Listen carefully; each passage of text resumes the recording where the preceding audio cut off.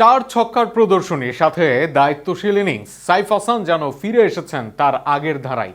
অস্ট্রেলিয়ার সাথে বড় টার্গেটেও সাবলীল বাংলাদেশ, কারণ ব্যাট হাতে শুরু থেকে আবারও জ্বলে উঠেছেন সাইফ হাসান। সাইফ হাসানের ব্যাটিং শৈলী নিয়ে থাকছে প্রতিবেদন। সর্বশেষ ম্যাচে দারুণ শুরু করেছিলেন, তবে সেদিনের 20 রানের ইনিংসে একটা ফেরার বার্তা দিয়েছিলেন সাইফ। সেই ফেরাটা এবার সাইফ করলেন দ্বিতীয় ম্যাচে। সাইফের থেকে যে ধরনের পারফরমেন্স আশা করে ভক্তরা, সেটাই অজিদের বিপক্ষে দিলেন সাইফ। আর তাতে প্রায় 200 টার্গেটেও সাবলীল ছিল বাংলাদেশ, দেখায় দারুণ প্রতিরোধ। ওপেনিংয়ে নেমে শুরুতেই তানজিদের সাথে তাণ্ডব চালান সাইফ। মাত্র 22 বলে এই জুটি তোলে 48 রান। সেখানে বেশি আক্রমণাত্মক ছিলেন তানজিদ তামিম, তবে সাইফ হাসানও ছাড় দেননি। স্পেন্সার জনসন ইংলিশদের শাসন করেছেন তিনি। তবে তানজিদ আউট হলে আবারও ভেঙে পড়ার আশঙ্কা আসে বাংলাদেশ দলের। 3-এ নেমে সৌম্য সরকারও টিকতে পারেননি বেশিক্ষণ। 9 বলে 15 রান করে যান ফিরে। তবে এক প্রান্ত আগলে রাখেন সাইফ হাসান।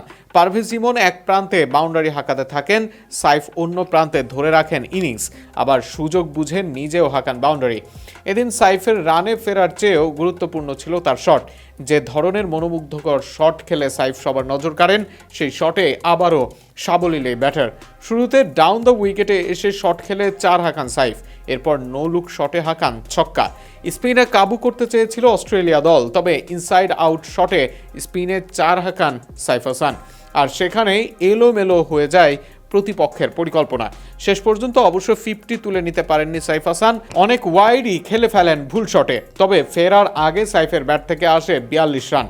প্রায় 130 স্ট্রাইক রেটের সেই ইনিংসটায় বাংলাদেশকে দেখায় পথ। যদিও সাইফ ম্যাচ শেষ করে আসতে পারলে দল উপকৃত হতে পারত, তবে এতদিন পর সাইফের এই ফর্ম বাংলাদেশকে দিবে স্বস্তি। টি-20 ক্রিকেটে সাইফ হাসান বাংলাদেশের আশার নাম। এশিয়া কাপে যে ধরনের পারফরমেন্স দেখান সাইফ, আফগানদের বিপক্ষে যেভাবে জ্বলে ওঠেন, তাতে তাকে নিয়ে আশা পায় বাংলাদেশ।